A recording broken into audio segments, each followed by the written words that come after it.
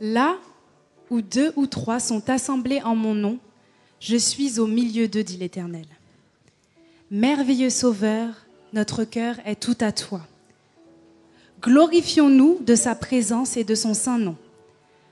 Que le cœur de ceux qui cherchent l'Éternel se réjouisse, qu'ils élèvent leurs mains vers Jésus, car nous nous tenons en sa présence en cet instant. Je vous invite à vous mettre debout et nous prendrons ce chant, nous nous tenons en sa présence, pendant que les officiants monteront.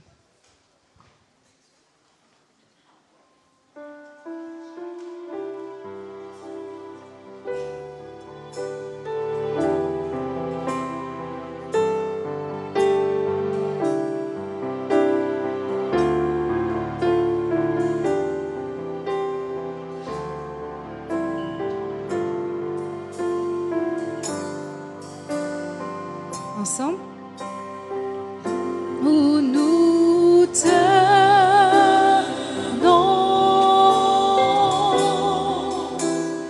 en sa présence.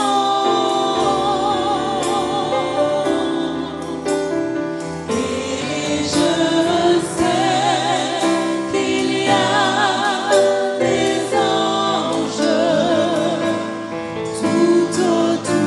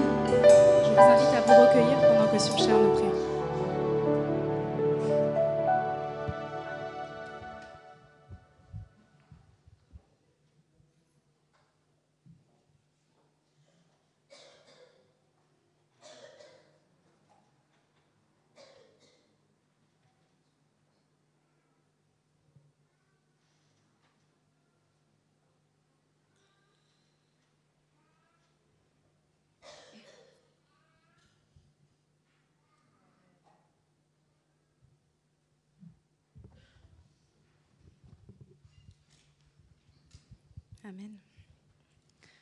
Tu es vivant, tu es si grand.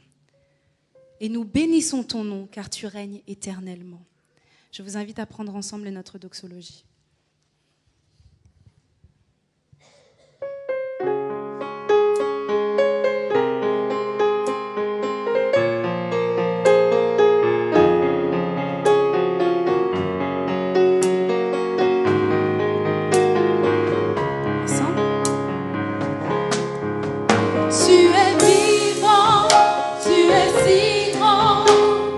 Mon Dieu puissant, et nous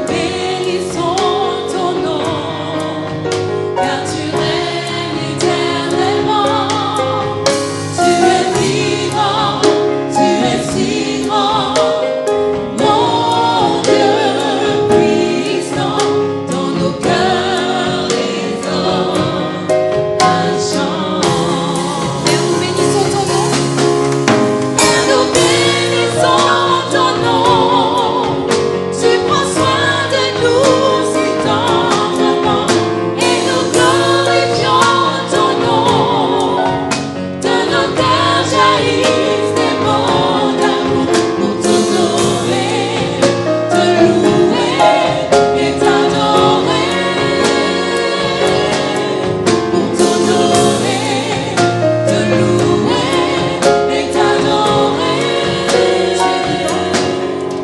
Tu es vivant, tu es si grand. Mon Dieu puissant, sois Seigneur, nos cœurs, nos vies en ton honneur. Reçois Seigneur, nos cœurs, nos vies en ton honneur. Reçois Seigneur, nos cœurs, nos vies en ton honneur.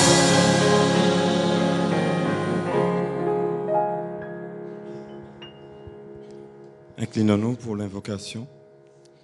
Éternel notre Dieu, tu es grand, tu es si bon, et tu prends plaisir, Seigneur, à venir dans l'assemblée des saints, car ce sont les vivants, Seigneur, qui t'honorent. Nous sommes ici pour t'adorer. Viens, Éternel, descends, viens dans nos cœurs et remplis-nous de ta présence au nom de Jésus. Amen.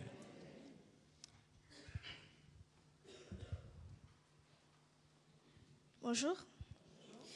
Alors, comme il est dit, comme il est écrit dans Genèse 2, verset 2, Dieu acheva au 7e jour son œuvre qu'il avait faite, et il se reposa au 7e jour de toute son œuvre qu'il avait faite.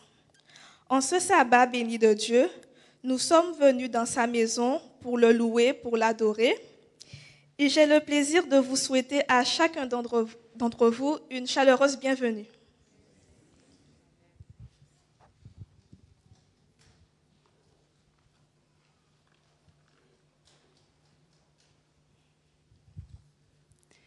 Le fardeau de mon péché est trop grand pour moi. Je veux en être délivré, mais comment faire, moi qui ne chute sans cesse? Car je ne fais pas le bien que je veux et je fais le mal que je ne veux pas. À cette heure, manifeste ta présence. Révèle-toi. Jésus, toi qui as payé de ton sang, sois ma délivrance. Toi seul peux calmer ma souffrance, car lavé dans le sang de l'agneau, je serai plus blanc que la neige. Je vous invite à prendre ce chant, Jésus par ton sang précieux, au numéro 268 de nos hymnes et louanges.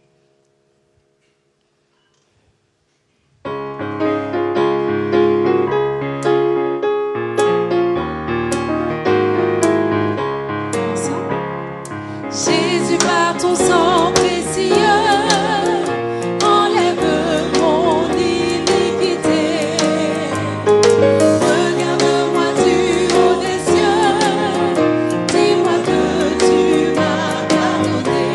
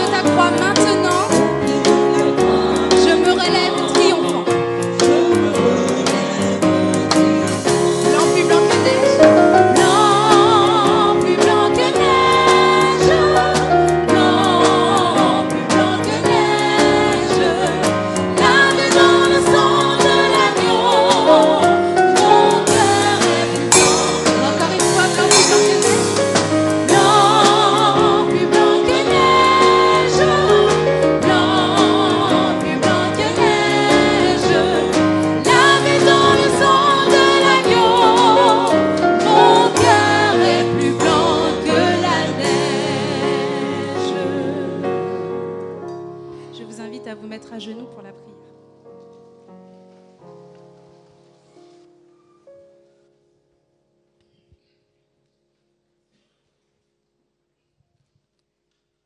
Éternel notre Dieu,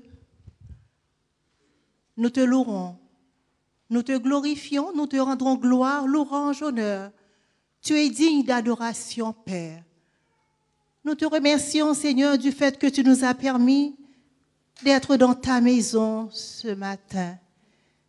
Père éternel, nous te disons gloire, gloire à toi. Merci pour tes enfants qui se sont réunis dans ta maison, Seigneur. Tu vois nos cœurs, tu nous connais. Alors, Seigneur, nous te remercions pour cette grâce que tu nous as faite. Merci pour l'amour, merci pour la joie, merci pour le bonheur et merci pour l'espérance de la vie éternelle que tu nous donnes chaque jour. Alors, Père éternel, nous sommes venus en ta présence ce matin avec nos iniquités, avec nos manquements, avec nos désobéissances, Père, avec nos imperfections, Père. Nous te demandons au bon Père de nous pardonner, de nous laver, de nous purifier dans le sang de l'agneau, afin que nous puissions devenir plus blancs que la neige. Père éternel, ce matin, nous voulons te dire également que nous t'aimons. Nous te disons merci pour toutes choses que tu as fait pour nous. Père éternel, tes enfants sont dans ta maison. Ils en ont qui sont malades, Seigneur. Je te demande de passer ta main bénissante, guérissante sur eux. Ils en ont qui ont des difficultés. Je te demande au nom de Jésus de les bénir, de les protéger, de les soulager. Ils en ont, Seigneur, qui ont toutes sortes de problèmes divers. Je te demande au nom de Jésus de les délivrer, Père. Parce que nous savons aujourd'hui, c'est un jour de délivrance. C'est un jour de grâce, Père éternel. Fais grâce à tes enfants. Nous avons besoin de toi, Père éternel. En cet instant également, Père, nous avons amené nos dîmes et nos offrandes, Seigneur. Merci pour le travail que tu nous donnes. Merci aussi pour la foi que tu nous donnes à compter sur toi et d'emmener, Seigneur, dans ta maison ce qui t'appartient. Et bénis les mains, Seigneur, qui repartiront ces dîmes et ces offrandes. Père éternel, nous te disons aussi merci pour l'opportunité que tu nous donnes de venir, de se réunir, Seigneur, dans cette ville, Père. Je te demande, prends soin de ce maire et de tous les habitants de ce quartier, de cette ville, Père éternel. Nous t'en prions, Seigneur, pour tous ceux qui ont quelque chose à faire pour ce pays. Je te demande de les bénir, de les fortifier. Et merci pour cette liberté que tu nous donnes, que nous puissions toujours trouver cette bénédiction de venir te louer, Seigneur. En cet instant, Père, nous voulons te dire, ce matin, nous t'aimons. Nous savons que tu nous as aimés le premier. Mais Seigneur, nous voulons te dire que nous t'aimons. Et de nous donner toujours la force de te chanter, de te louer, de te rendre gloire, louange, honneur. Que nous puissions rester toujours en étroite communion avec toi. Père éternel, je te présente aussi ton serviteur Willem, que tu as choisi pour pouvoir rompre le pain spirituel, Seigneur, pour ton peuple, pour tes enfants. Seigneur, je te demande au nom de Jésus de brûler ses lèvres par le charbon de ton autel, afin que tout ce qu'il aura à nous dire, Seigneur, viendra de toi. Dispose nos cœurs à entendre cette parole et que par ainsi, que nous puissions entrer chez nous dans nos demeures, dans la joie, dans la paix, avec cette parole de bénédiction et de grâce, Père. Bénis-nous, fais-nous du bien, Père. Nous t'avons prié, non parce que nous avons des mérites, Père, mais c'est par les mérites de ton cher Fils, Jésus-Christ. À lui soit la gloire, dès maintenant, au siècle des siècles. Amen.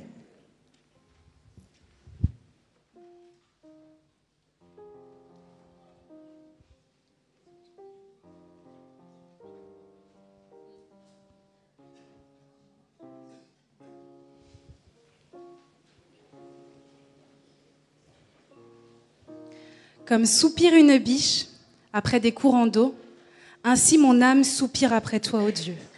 Mon âme a soif de toi. Mon âme a soif du Dieu vivant. Mes larmes sont ma nourriture jour et nuit. Les épreuves et les difficultés sont là. Mais toi, tu es l'Éternel Dieu, le Tout-Puissant, celui qui guérit, celui qui délivre, celui qui donne la vie. Je veux crier à toi plutôt que de me plaindre. Je veux placer ma confiance en toi et te louer en tout temps. Amen. Je vous invite à prendre ce chant comme soupire une biche après l'eau d'un ruisseau.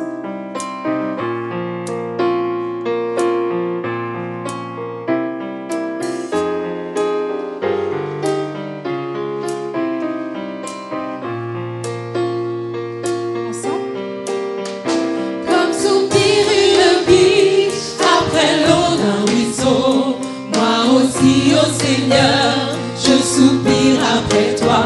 J'ai soif de toi, mon Dieu, d'être là devant toi, de venir dans ton temps, me présenter à Pour qu'enfin toi. me revienne, Pour qu'enfin me revienne les souvenirs d'antan, où heureux je courais vers ta maison. Je veux crier à toi, plutôt que de me plaindre. Je veux compter sur toi, te louer à nouveau. L'espérance et la joie seront dans ta présence. Je veux crier à toi, mon sauveur et mon Dieu. je voudrais retrouver Je voudrais retrouver cet amour et ce feu, encore une fois brûler, être fou amoureux de toi, attaché à tes pas, vibrer à ta parole et au son de ta voix, pour qu'enfin me reviennent les souvenirs d'antan, où heureux je courais vers ta maison. Je veux crier à toi, plutôt que de me plaindre. Je veux compter sur toi, te louer à nouveau. L'espérance et la joie seront dans ta présence. Je veux crier à toi, mon sauveur et mon Dieu. Montre-moi au Seigneur Montre-moi, ô Seigneur, chaque jour ta bonté, ta grandeur et ta grâce. Et moi Je chanterai celui je chanterai qui de ma vie est maître. celui qui de ma vie est maître. Celui qui m'a choisi et qui me fait renaître, pour qu'enfin me reviennent les souvenirs d'antan, où heureux je courais vers ta Je veux maison. crier à toi Je veux crier à toi, plutôt que de me plaindre. plutôt que de Je me veux plaindre. compter sur toi. Je veux compter sur toi, Te louer à nouveau. te louer à nouveau. L'espérance et la joie seront dans ta présence. Je veux crier à toi, mon sauveur et mon Dieu.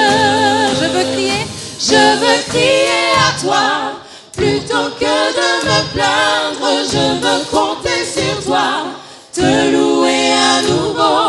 L'espérance et la joie seront dans ta présence. Je veux crier à toi, mon sauveur et mon Dieu. Je veux crier à toi, plutôt que de me plaindre. Je veux compter sur toi, te louer à nouveau.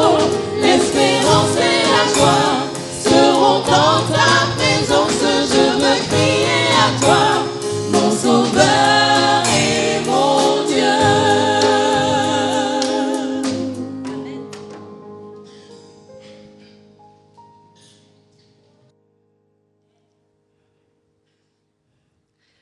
Compter sur quelqu'un, c'est faire confiance les yeux fermés. Être assuré et convaincu de ce que cette personne fera. Compter sur quelqu'un, c'est se décharger d'un souci, d'un problème. Car l'on est sûr que cette personne y arrivera, car elle possède la solution. Venez, vous tous qui êtes chargés et fatigués, et je vous donnerai du repos, dit l'Éternel. Par ces paroles, Jésus nous invite à compter sur lui, à nous reposer sur lui, car en lui se trouve tout ce dont nous avons besoin. À Jésus, je m'abandonne, ce qu'il me dit, je le crois, et je prends ce qu'il me donne, la couronne avec la croix. Prenons ce chant au numéro 325 de nos hymnes et louanges.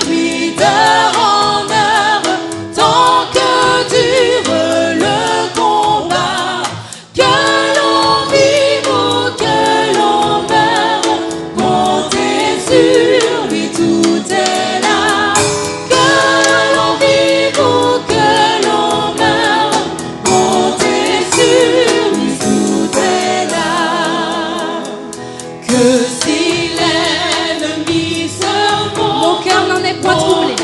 On n'est point troublé. Avec Christ à sa rencontre, je puis aller sans trembler.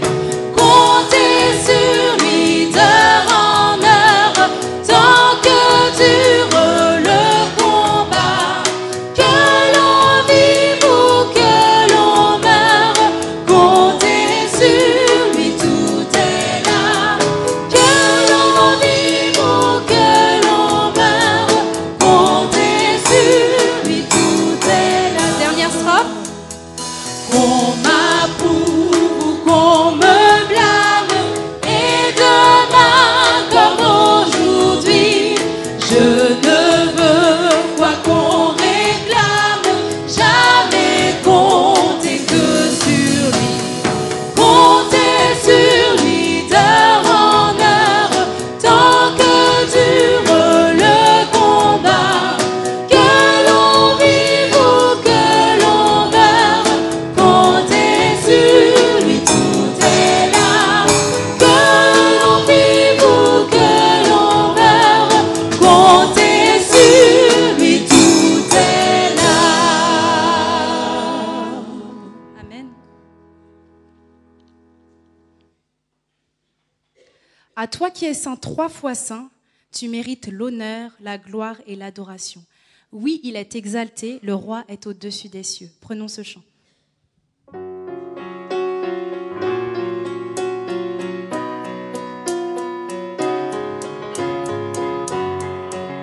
Ensemble. Il est exalté, le roi est au-dessus des cieux. Je veux le louer. Il est élevé, à jamais exalté, et je loue son saint nom. Il est Seigneur, sa vérité régnera. Tout l'univers se réjouit dans son saint nom. Il est exalté, le roi est au-dessus des cieux. Encore une fois avec force. Il est exalté, le roi est au-dessus des cieux. Je veux le louer. Il est élevé, à jamais exalté, et je loue son saint nom. Car il est Seigneur. Il est Seigneur, sa vérité régnera. Tout l'univers se réjouit dans son saint nom. Il est exalté, le roi est au-dessus des cieux. Il est Seigneur, il est Seigneur.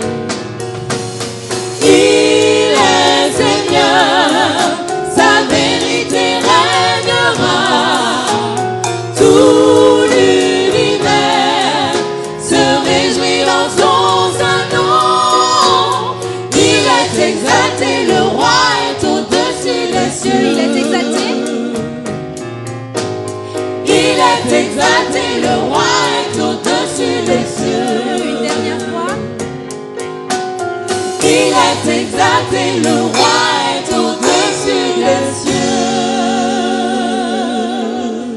Amen. J'invite maintenant les diacres et les diaconesses à passer dans les rangs pour recueillir les dîmes et les offrandes. Et nous prendrons ensemble au numéro 208, « Ce monde dès que brille l'aurore ».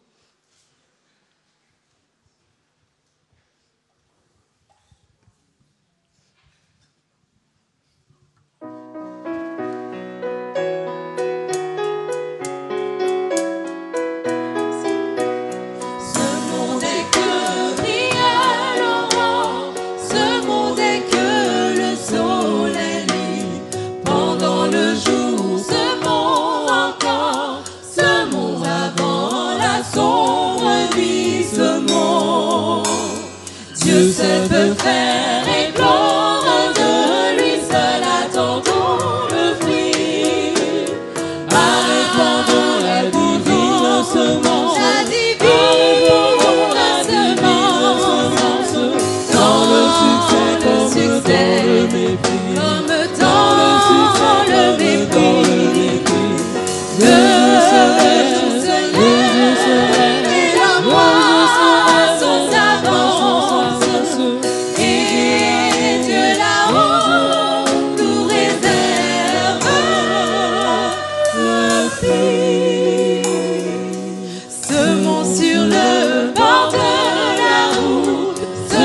sur le terrain pierreux, ce monde dans le cœur où le doute semble étouffer la voix des cieux se monte. Et si l'on nous écoute, parlons du Sauveur glorieux. Arrêtons la divine semence, la divine semence, dans le succès, comme dans le mépris.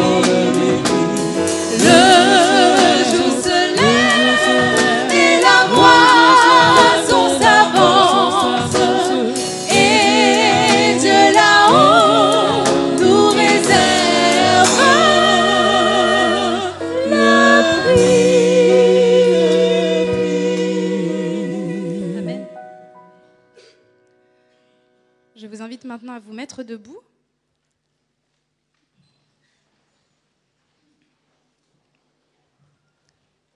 Et j'invite Caroline à faire la lecture du texte de base. Alors, le texte de base se trouve dans 2 Timothée 2, verset 20. Dans une grande maison, il n'y a pas seulement des vases d'or et d'argent, mais il y en a aussi de bois et de terre. Les uns sont des vases d'honneur et les autres sont d'un usage vil. Amen.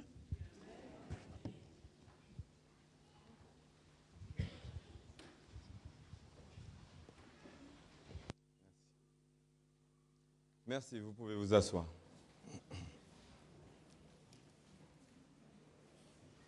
Je tiens à saluer souvent ce que j'oublie.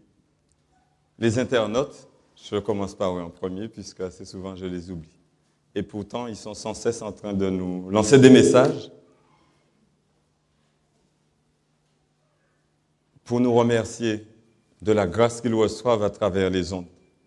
Et j'invite tous ceux qui s'occupent de cette partie de l'évangélisation qu'ils continuent au nom de Jésus, afin que la gloire de Dieu se répande sur ceux qui en ont besoin. Quels sont ceux qui ont passé une bonne semaine? Gloire à Dieu. Quels sont ceux pour qui la semaine a été un peu plus difficile? Gloire à Dieu aussi. Amen. Comment allez-vous aujourd'hui? Bien, je crois qu'après de si beaux chants, la louange à la gloire de Dieu, ça nous fortifie. Et on est content. En tout cas, moi, je suis content d'être là. Je ne cesserai de dire, on ne sait jamais quelle est la portée de la louange. À Dieu et à nous-mêmes, ce que cela nous fait. La méditation de ce jour se trouve dans 2 Timothée. Et je comprends pourquoi Dieu m'a permis de préparer cette méditation pour partager avec vous aujourd'hui. En effet, l'apôtre Paul qui a écrit cette lettre à Timothée se trouvait en prison, attendant la sentence de mort. Et c'est quand même délicat de pouvoir écrire de telles lettres alors que la mort nous guette. Je suis convaincu que vous direz avec moi que toutes les lettres qui ont été écrites par l'apôtre Paul sont exemplaires au nom de Jésus. Et cela nous fortifie, n'est-ce pas? L'apôtre Paul étant dans des circonstances difficiles, a tenu à ce que tout le souffle qui lui reste soit en bénédiction pour le monde, pour l'évangélisation.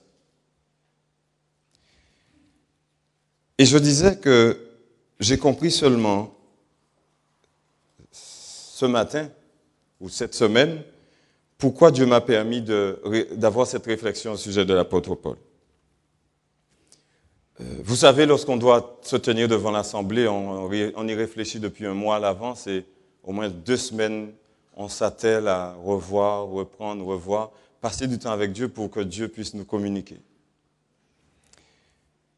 Et je dois vous dire des faits qui m'ont touché et que je me rends compte seulement, je crois, ce matin, qui m'ont touché plus profondément que je ne le pensais cette semaine. Et je remercierai Dieu, je ne cesse de le remercier depuis ce matin, pour la vie qu'il me donne et pour la famille qu'il me donne. Parfois, nous avons des êtres à nos côtés, nous ne prenons pas le temps avec eux. Mais c'est seulement lorsque nous passons à côté de la mort que nous nous rendons compte de l'importance des uns et des autres que Dieu a mis à nos côtés. Et hier soir, pendant le culte, nous sommes couchés tard, et nous en avons longuement parlé. Et je crois qu'il nous faut prendre le temps nécessaire avec nos proches, avec nos familles, parce que Jésus revient, mais il vient chercher, comme nous avons vu dans le texte, des vases d'or et d'argent, ce qui caractérise le peuple fidèle de Dieu. Alors, vous savez, je travaille sur la route et cette semaine, lundi soir, j'ai passé jusqu'à 1h du matin, j'ai 1h30, on était sur la route au chevet des gens pour les accidents. Et j'ai discuté longuement avec un collègue, c'était mon chef, jusqu'à ce qu'on parte. Nous avons échangé. Et je le trouvais assez dur par ses propos. Il n'était pas satisfait. Et pourtant, c'était un gars très gentil, très ouvert, et il était toujours au chevet des autres. Et mardi, j'ai repris le travail à 12h30. Mardi après-midi encore, jusqu'à 16h, 16h10, nous étions ensemble. Il est venu, intervenu sur mon véhicule, et nous avons parlé, échangé. Et je priais Dieu pour lui, parce que je disais, Seigneur, surtout sa compagne, c'est une adventiste du 7e jour, je ne comprenais pas comment il pouvait vivre avec quelqu'un qui connaît Jésus et qui soit aussi dur. Je me suis dit, forcément, quelque chose s'est passé dans sa vie. Et je demandais à Dieu sans cesse de m'utiliser, je ne sais comment, mais qu'un mot puisse lui permettre d'abaisser les barrières pour permettre à Jésus d'entrer. Et puis, vers 16h10, il me donne une intervention à faire rapidement sur l'autoroute, mais il me dit d'attendre d'abord mes collègues parce que ça doit être dangereux, il y a 2 accidents, à peu près au même endroit, donc il faut qu'on aille tous les 3. Et il monte dans le bâtiment pour prendre son téléphone, il appelle les collègues et il redescend. Et quand il me fait signe que c'est bon, je peux y aller, je vais les rencontrer en chemin, moi je pars. Et je suis parti, j'arrive sur les lieux, je ne trouve pas l'accident. On a déjà fait tout le circuit, on retourne, on va et vient, les collègues arrivent, on ne trouve pas l'accident. Alors je l'appelle 1 fois, je l'appelle 2 fois, je l'appelle 3 fois et je me rends compte qu'il ne répond pas. Et mon collègue me dit, mais qu'est-ce qui se passe? Il ne répond pas. Il me dit, il était au téléphone avec lui, mais il a entendu un bruit, il a entendu des gens qui gueulaient, il m'a donné l'expression comme cela, et il me dit, il n'y a rien. Mais je lui dis, mais c'est quand même bête, il nous donne à faire quelque chose et il ne répond pas.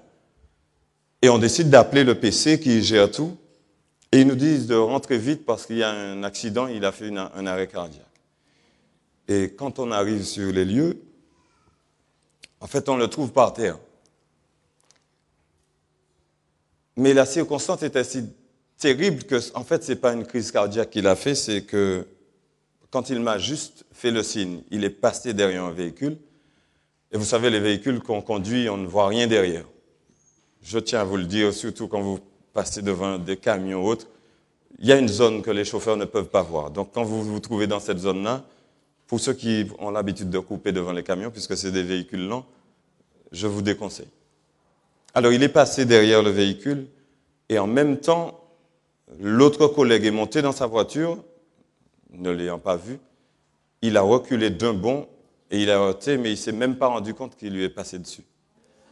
Et c'est difficile, mais ça arrive tellement souvent. Et je crois qu'il faut partager ça parce que souvent je dis à ma famille, à mes enfants, quand on est en voiture, on n'est pas dans son salon. Souvent, c'est là où on s'apprête, on passe le crayon, on passe ceci, on fait cela, on revoit dans le miroir, on fait. Mais en fait, quand vous êtes en voiture, tout ce que vous avez comme instrument, c'est dangereux et c'est une arme contre vous. Parce que vous ne savez pas à quel moment vous pouvez être tapé sur la route. Et tout ce que vous avez en main devient une arme contre vous.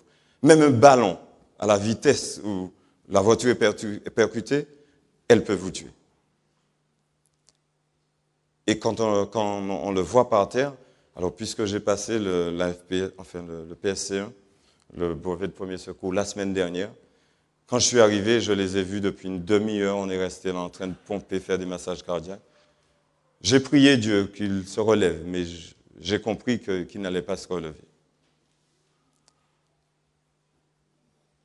Et je crois que c'est à ce moment que j'ai pris conscience que Dieu me parlait et me disait « Sois fort ». Et quand j'ai regardé autour de moi, en fait, nous sommes 24 au centre, sans compter les cadres, ils étaient tous en train de pleurer. Nous sommes 3 collègues adventistes. Il y a un qui a commencé à s'exprimer, c'est le choc. Il a dit des choses contre le chauffeur, et je lui disais, mais non, c'est pas de sa faute, et c'est pas le moment de dire ça. Il faut se ressaisir. On est des enfants de Dieu. Il faut se ressaisir. C'est dur, c'est difficile, et Dieu a permis qu'ils se ressaisissent. Et là, nous nous sommes tournés vers nos collègues. Mais je crois que, à l'image du sacrifice de Jésus, Dieu utilise chaque événement pour attirer les cœurs à lui. Je crois que depuis ce moment, c'est vrai, nous n'arrivons pas à dormir. Le centre a été en fait en stand-by, puisque je suis d'astreinte, nous intervenons toujours, mais personne ne travaille et plus personne. Tout le monde peut venir, ils font le va-et-vient au centre comme ils veulent. Et à minuit, 1h du matin, en fait, j'ai constaté que le lieu de travail est devenu un lieu comme une famille. Et chacun a besoin de l'autre pour comprendre, pour évacuer, pour essayer de. Et ce qui ressort souvent, ça aurait pu être moi par terre, ça peut être moi au volant. Et c'est terrible pour les 2 familles et pour tous les collègues qui sont là. Alors je veux vous demander de prier pour eux parce que c'est délicat, c'est difficile. Même cet après-midi, je sais que nous avons une cérémonie de baptême ici, mais je ne cesse de recevoir des appels au secours. En général, ils m'appellent le pasteur parce qu'ils savent, je ne l'ai jamais dit, mais ils savent que je prêche dans une église. Et dès lors que ça s'est produit, ils ne cessent de me lancer des messages. Viens à notre secours, on a besoin de toi. Et je sais que ce n'est pas de moi qu'ils ont besoin, c'est de Jésus. Et curieusement, un lieu où on n'a pas le droit de parler de Jésus, il n'y a que Jésus qui apaise les cœurs. Nous avons eu déjà depuis mardi pas mal de cellules psychologiques pour évacuer, mais j'avoue que c'est difficile. Jusqu'à maintenant, je n'ai pas vraiment trouvé le sommeil, mais grâce à Dieu, je crois qu'à partir de demain, je serai en vacances, je pourrai trouver le sommeil. Peut-être que c'est le manque de mon épouse qui a l'habitude de me bercer qui fait que je n'ai pas trouvé le sommeil. Ça, c'est moi, en tout cas. Alors, je crois très sincèrement, chers frères et sœurs, il y a une chose que je voudrais vous dire ce matin. Prenez le temps avec vos familles. Prenez le temps avec vos enfants. Généralement, je dis toujours à ma famille, quand je pars au travail, je sais que je peux ne pas revenir. Donc, je les appelle, on prie ensemble, tous ceux qui sont là. Et je leur dis, si je ne reviens pas, je tiens à vous voir au ciel. Et je crois que maintenant, ils ont compris cela, depuis cet accident. Moi, je tiens à voir les êtres qui m'ont aimé, que nous avons passé du temps ensemble. Quand j'arrive là-haut, que je vois faire Mathias, qu'on puisse maintenant prendre le temps. On n'a plus d'occupation, on peut prendre le temps ensemble avec Jésus. C'est important, chers frères et sœurs. Bien, nous allons passer maintenant au pain de vie. Alors, dans 2 Timothée 2, au verset 20, ça va pour tout le monde? Je ne vous ai pas heurté? Bon. Au verset 20, il est dit, « Dans une grande maison, il n'y a pas seulement des ustensiles d'or et d'argent, mais il y en a aussi en bois et en terre. Les uns sont d'un usage noble, les autres d'un usage méprisable. » Et le verset 21 dit, si donc quelqu'un se purifie de ces choses, il sera un vase d'usage noble, saint, utile à son maître, prêt pour toute bonne œuvre.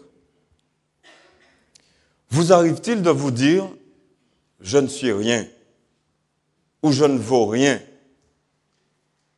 après avoir souvent tenté des expériences où, que ce soit professionnel ou autre, on se rend compte qu'on est médiocre, qu'on n'arrive pas forcément. Et on se dit souvent, je ne vaux pas grand-chose.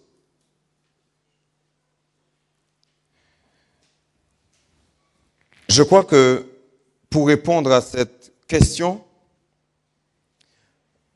le texte ici compare l'Église à une grande maison et les membres de l'Église à des vases. Et chacun des vases ont leur utilité. Certes, il y en a de ceux qui sont faits de bois et de terre, mais il y en a d'autres, même s'il y en a d'autres qui sont en or et en argent. Mais chacun a leur utilité. Dans Ésaïe 43, il est dit, « Tu as du prix à mes yeux. » Et c'est Dieu qui parle. Même si quelqu'un pourrait vous dire à côté, « Vous ne valez rien », vous pouvez considérer ce qu'elle vous dit. Ça vous permet d'analyser, de vous analyser vous-même, de rechercher si effectivement il y a des choses qui mériteraient d'être corrigées dans vos vies. Mais apprenez à écouter Dieu. Et vous verrez que l'opinion que Dieu a de vous est nettement différente.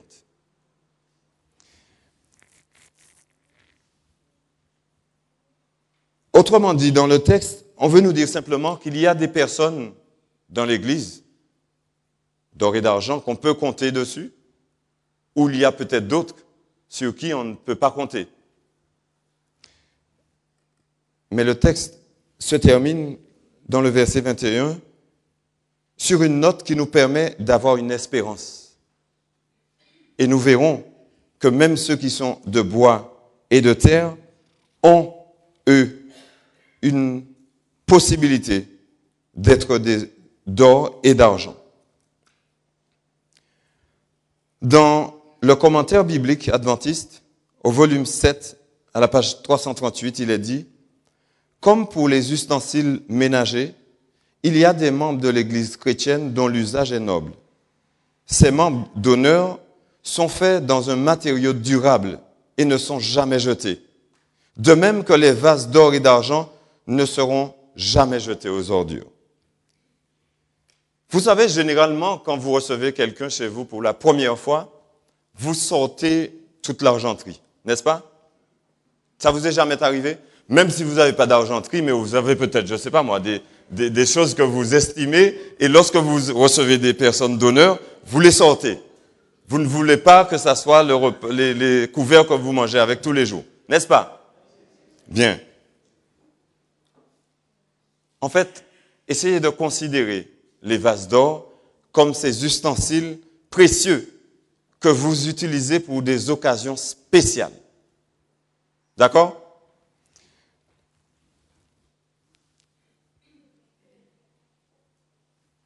Alors, quelques-uns dans l'Église ont développé un caractère semblable à celui du Christ. Ce sont eux, les vases d'or et d'argent. Ils peuvent être ou non des officiants. Ce qui importe, c'est leur ressemblance avec Jésus et leur travail en coopération avec Jésus. Vous notez que d'habitude, je n'ai pas de notes, mais je ne savais pas si j'aurais été capable de faire, donc j'ai pris soin de noter. Comme ça, si jamais je ne peux plus, soit Michel ou Lucienne va continuer. Mais Dieu est bon, parce que je ne pensais ne pas pouvoir tenir, mais Dieu est bon. Alors, dans 2 Timothée 2, verset 15, il est dit, c'est l'apôtre Paul qui encourageait son ami Timothée de sa prison. Il lui disait, « Efforce-toi de te présenter devant Dieu comme un homme qui a fait ses preuves, un ouvrier qui n'a point à rougir et qui dispense avec droiture la parole de la vérité. » Chers frères et sœurs, Dieu nous a appelés à un usage noble. Il nous a appelés, après cet appel, il nous a sanctifiés, il nous a déposés et soumis. Non, nous serons prêts à être utilisés par Dieu que lorsque nous serons conscients que c'est Dieu qui agit dans nos vies. Et c'est lui qui peut nous transformer. Nous sommes chargés d'être le genre de personne qu'il peut utiliser pour ses projets nobles. Ne nous préparons pas pour autre chose que la mission divine la plus élevée et la meilleure. Dieu a une mission pour chacun de ceux qui viennent à lui. Et c'est cela le plus important dans nos vies.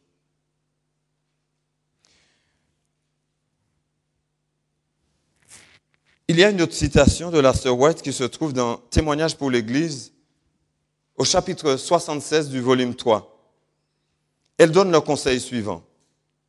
Nous ne pouvons nous montrer insouciants ou négligents dans l'œuvre de Dieu. Les jeunes personnes âgées ou d'âge mûr, les personnes âgées ou d'âge mûr doivent pratiquer les vertus chrétiennes et se développer spirituellement chaque jour afin de devenir des vases d'honneur au service du Maître. Chers frères et sœurs, cela sous-entend que même si je serais un vase de bois au départ ou en terre, il y a une possibilité que je devienne un vase d'argent ou d'or. Et c'est par Dieu que cela passe. Cela se passe aussi par la relation avec Dieu à travers sa parole, à travers l'étude de sa parole. Car c'est la parole de Dieu qui nous transforme. N'est-ce pas?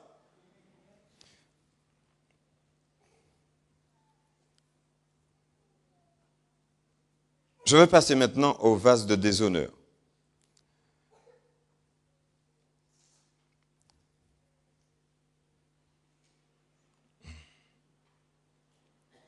Notre lecture biblique dit qu'il y a également des vases d'usage vil.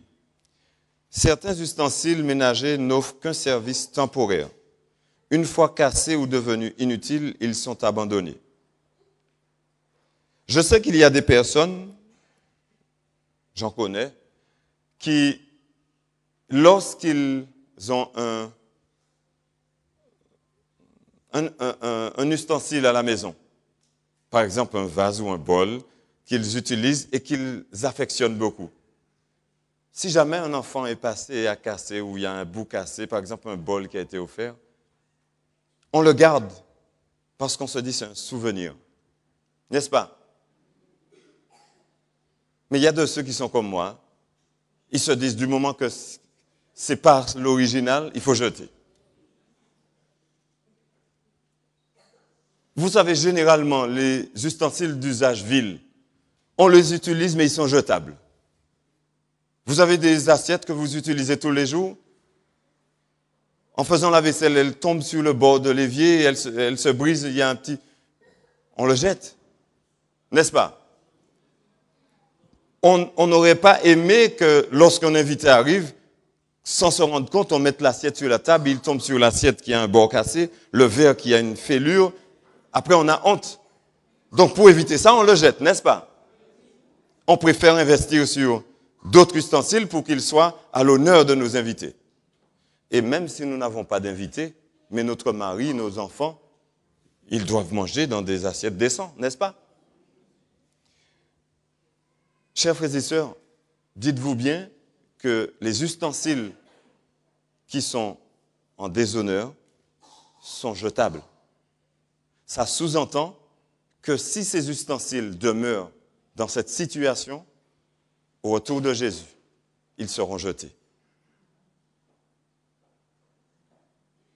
Mais grâce à Jésus, il y a une espérance, parce que Jésus invite chaque ustensile, en bois ou en terre, de se rapprocher de lui et de se laisser transformer par lui pour qu'il ne demeure pas des ustensiles de bois ou de terre.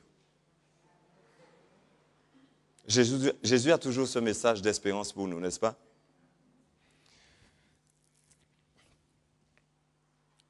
Ces vases tendant au déshonneur sont assimilés au bois et à la terre, en contraste avec l'or et l'argent. Les caractéristiques de ces vases en bois et en terre sont indiquées au verset 16, du verset 16 au verset 19. Il est dit, dans 2 Timothée 2, à partir du verset 16, « Évite les bavardages profanes, car ceux qui s'y livrent avanceront toujours plus dans l'impiété. » Verset 17, « Et leur parole propagera son infection comme la gangrène. C'est le cas d'Hymnée et de Philette. Ils se sont détournés de la vérité et affirmant que sa résurrection est déjà arrivée, et ils ébranlent la foi de certains. Cependant, les solides fondations posées par Dieu subsistent, porteuses de cette inscription. Le Seigneur connaît ceux qui lui appartiennent, et tout homme qui prononce le nom du Seigneur, qu'il se détourne du mal.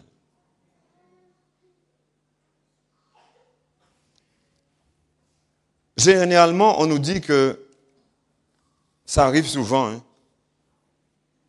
Les mauvaises fréquentations, comment? Corrompent les bonnes mœurs.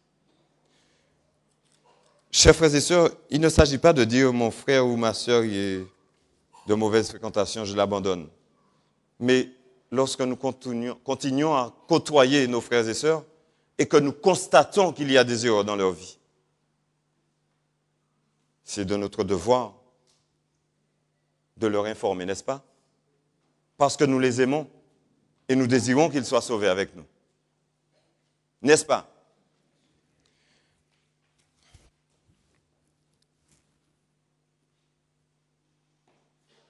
Je disais donc, la citation de commentaire biblique à la page 339 au volume 7, il est dit « Les membres d'Église qui ne reflètent pas l'intégrité morale de Jésus-Christ sont des vases tendant au déshonneur.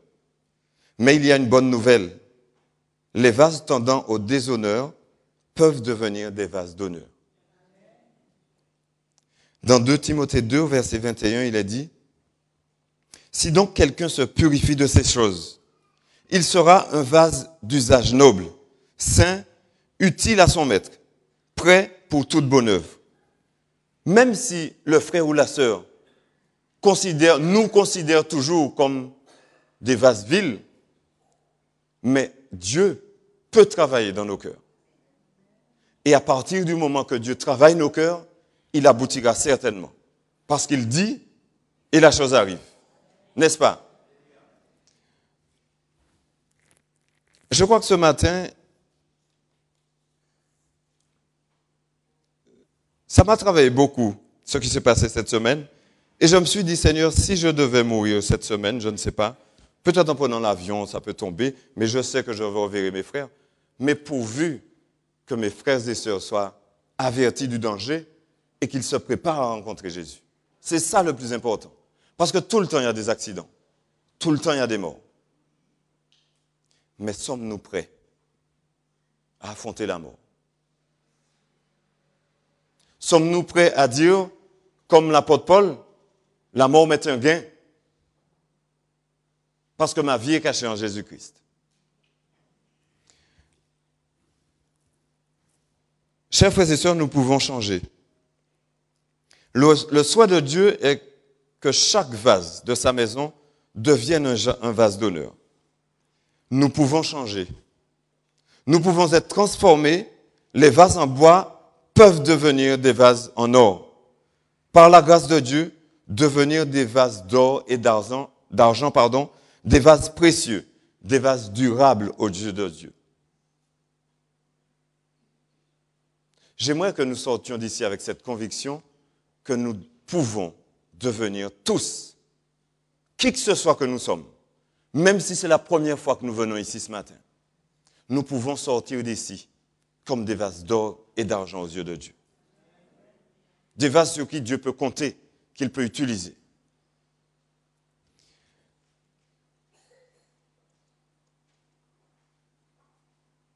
Dans 2 Corinthiens 4, les versets 6 et 7, il est dit, « En effet, le Dieu qui a ordonné que la lumière brille au sein des ténèbres a aussi fait briller sa lumière dans notre cœur pour faire resplendir la connaissance de la gloire de Dieu dans la personne de Jésus-Christ. » Et au verset 7, « Nous portons ce trésor dans des vases de terre afin que cette puissance extraordinaire soit attribuée à Dieu et non pas à nous. » Nous sommes tous au départ des vases de terre et de bois. Mais la manifestation de la puissance de Dieu dans nos vies peut faire de nous des vases d'or et des vases d'argent. Et nous devons garder cette foi en Jésus-Christ. Nous devons garder cette espérance parce qu'avec Dieu, tout est possible.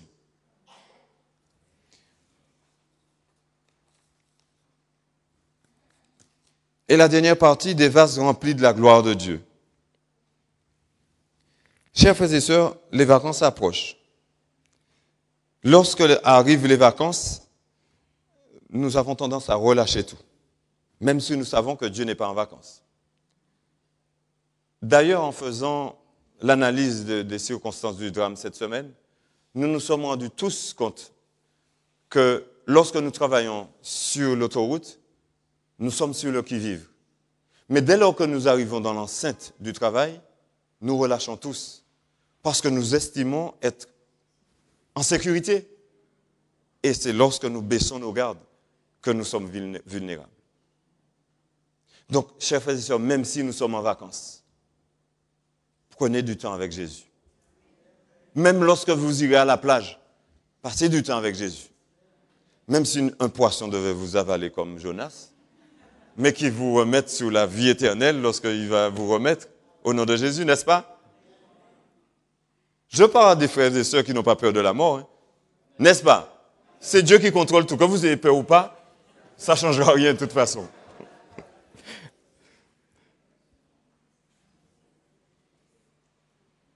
Premièrement, nous devons être sanctifiés, mis à part pour un usage saint. Chaque moment de la vie du membre d'Église doit être dédié à l'honneur de Dieu. C'est ainsi que nous allons devenir des vases d'honneur. Prenons le temps de remettre chaque instant de nos vies entre les mains de Dieu. Chers frères et sœurs, au verset 21 de 2 Timothée 2, Paul disait, « Si donc quelqu'un se purifie de ces choses, il sera un vase d'usage noble. » La purification est en Jésus. Jésus, en donnant son sang au calvaire, a donné son sang pour que nous puissions être tous sauvés, mais que nous soyons tous purifiés, sanctifiés par son sang. N'est-ce pas? Donc, chers frères et sœurs, si nous faisons attention à laisser Jésus laver nos vies, nous serons toujours prêts, n'est-ce pas? Deuxièmement, revêtons les caractéristiques d'un vase d'or et d'argent.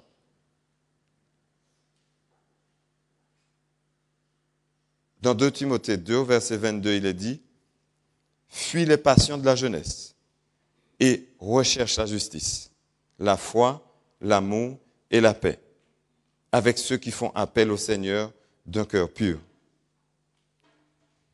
C'est vrai que nous sommes souvent exposés aujourd'hui, mais nous devons apprendre, avec la grâce de Dieu, à fuir les passions de ce monde. Nous ne sommes pas de ce monde.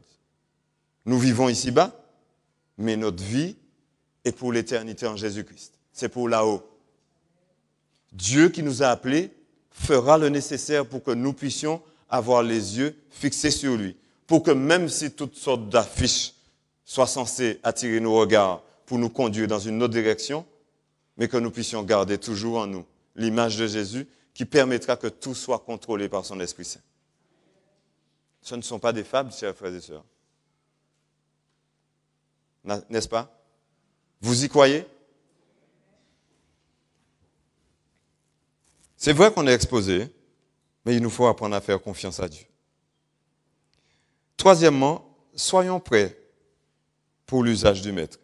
Dieu désire avoir les services de chrétiens authentiques. C'est par eux que le monde verra la valeur suprême du mode de vie divin.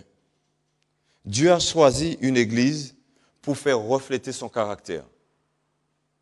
Les personnes qui vivent autour de nous n'ont pas besoin de chercher à savoir à quoi ressemble Dieu, parce qu'ils le voient à travers nous. Je ne suis pas en train de dire que nous sommes des dieux. Il y a un seul Dieu et un Dieu unique. Mais Dieu permet à chacun de ses enfants de le refléter. Nous portons la lumière de Dieu en nous. Et celui qui a besoin de connaître Jésus, mais qu'il aille voir Marie, qu'il aille voir nos frères et sœurs, et ils découvriront qui est Dieu. Parce que nous nous appliquerons nous-mêmes à méditer la parole de Dieu pour que Dieu soit en nous, que son Esprit Saint vive en nous et nous permette de le transmettre à d'autres. Ce n'est pas difficile, chers frères et sœurs. C'est une question de volonté, de bonne volonté.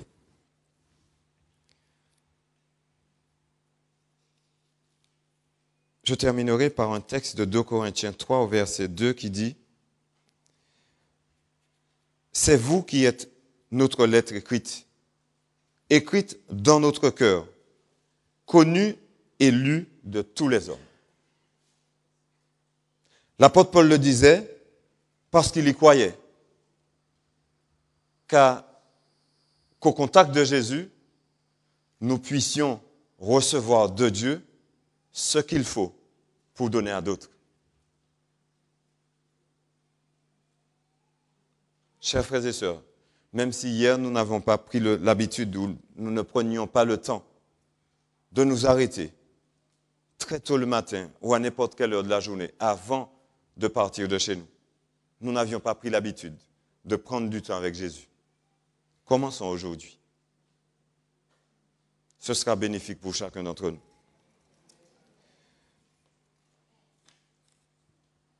Notre Dieu, donc, connaît chacun d'entre nous, tant les vases d'or et d'argent, aussi bien que les vases de bois et de terre. Mais il y a une chose qui importe à notre Dieu. C'est pour cela qu'il a consenti dans le ciel, avec le Saint-Esprit et Jésus, de mettre en place ce plan du salut.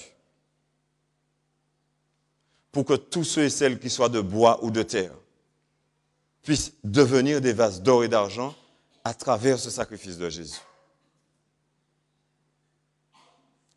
Chers frères et sœurs, quels sont ceux qui ont envie de dire aujourd'hui, « Seigneur, je ne veux plus être un vase de bois ou de terre. J'en ai assez.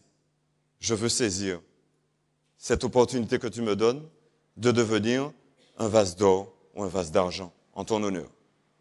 Peu importe que l'autre à mes côtés me voie comme il veut, mais qu'à tes yeux, je sois un vase d'or, un vase d'argent, au nom de Jésus. » Merci. Je crois que Jésus a vu vos mains et qu'il a pris acte afin qu'à partir d'aujourd'hui, chacun d'entre nous puissions nous laisser conduire par l'Esprit Saint. Que nous lui donnons l'opportunité nécessaire dans nos vies de transformer nos vies, de changer nos vies, pour qu'elles soient à l'honneur de notre Sauveur et Seigneur Jésus-Christ. Que l'Éternel nous fortifie et qu'il nous trouve tous debout, fidèles à son service lorsqu'il reviendra. C'est ma prière pour chacun. Amen.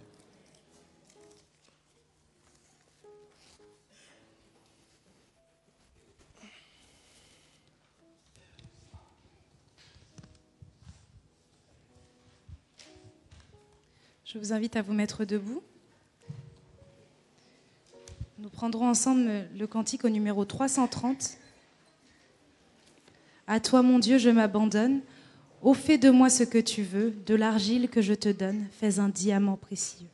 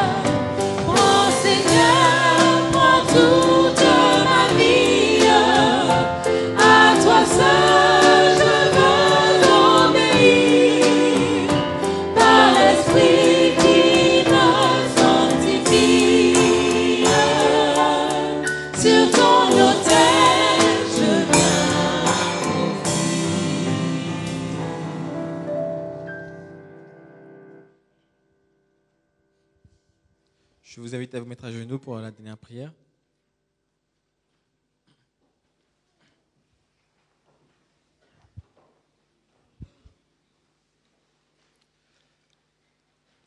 Notre Père qui es aux cieux, nous te remercions pour ce moment de partage que tu nous as accordé, pour ce moment où tu nous rappelles effectivement que demain ne nous appartient pas. Nous voudrions te demander de l'aide parce que parfois nous pensons que la vie est devant nous et ce n'est pas le cas parce que c'est toi qui détiens la vie et la mort entre tes mains. Aussi, nous voudrions te demander de soutenir cette famille, cette équipe aussi qui a besoin de ton aide, de ton soutien. Sois aussi avec nous, membres de l'Église ou visiteurs qui avons besoin de toi. Soutiens-nous, fortifie-nous, aide-nous à être prêts, Seigneur, quels que soient les instants de notre vie, de manière à ce que, quel que soit le moment où tu viennes nous chercher, ou si la mort vient nous chercher, que nous puissions être prêts, Seigneur, devant toi. Fais de nous ces vases d'or, tu sais comme nous sommes faibles, pécheurs, et que nous avons besoin de toi. Et permets que nous puissions vraiment remettre nos caractères entre tes mains, notre vie entre tes mains, nos décisions entre tes mains, Seigneur, afin que nous puissions devenir ces vases d'or que tu viendras chercher lorsque tu viendras sur cette terre, Seigneur. Sois avec chacun d'entre nous. Bénis-nous et fortifie-nous, Seigneur. Je t'ai prié en Jésus pour ta gloire. Amen. Alléluia.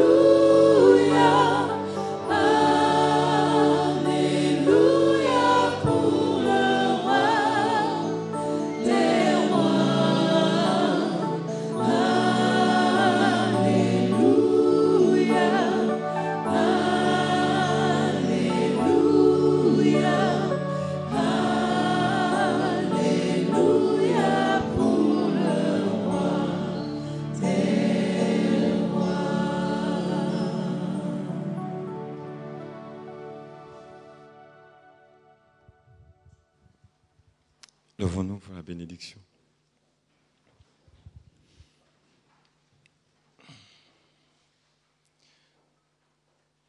Éternel Dieu, tu es bon, tu es si bon. Je remets entre tes mains ton Église, Seigneur. Lève-toi, Éternel, notre Dieu, et disperse tes ennemis. Fais de nous, chacun d'entre nous, Seigneur, des vases selon ton cœur, des vases d'or et des vases d'argent. Église de Pierrefitte, que l'Éternel te bénisse, que l'Éternel tourne sa face vers toi et qu'il te garde, qu'il t'accorde sa grâce. Va en paix au nom de Jésus. Amen.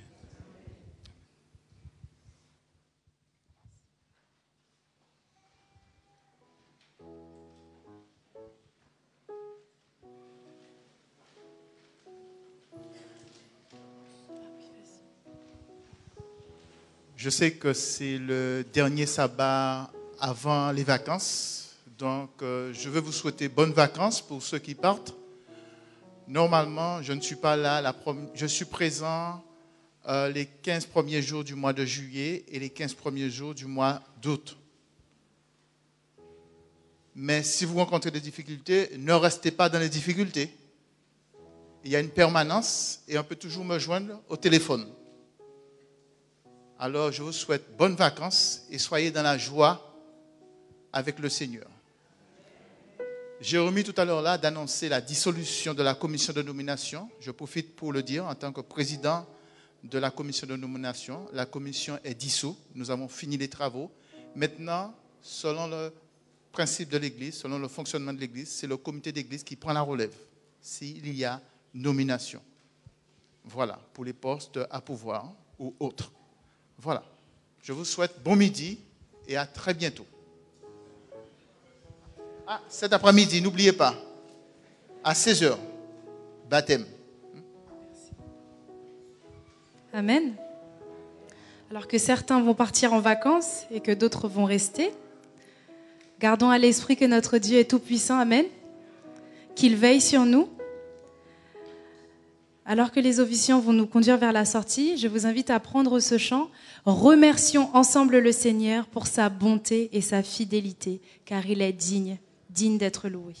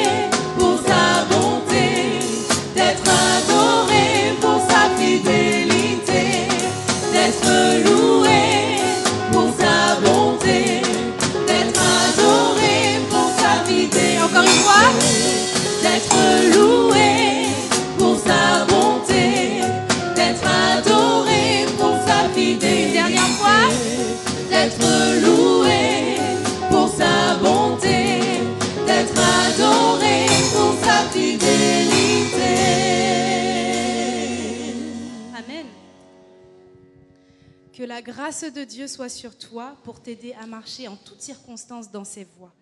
Prenons ensemble ce chant.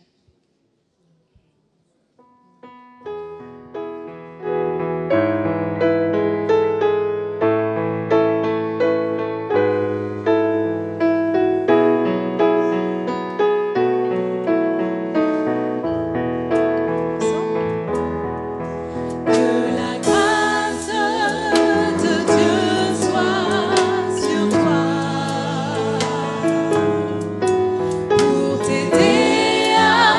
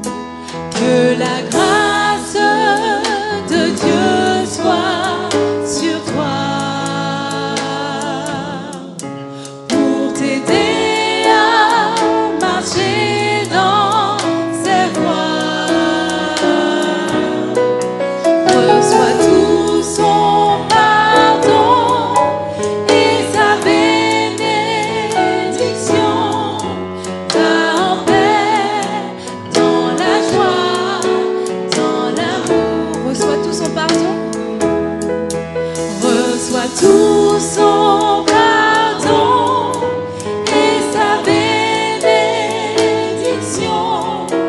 Va en paix, dans la joie, dans l'amour. Amen. Bon sabbat à tous et que Dieu vous bénisse.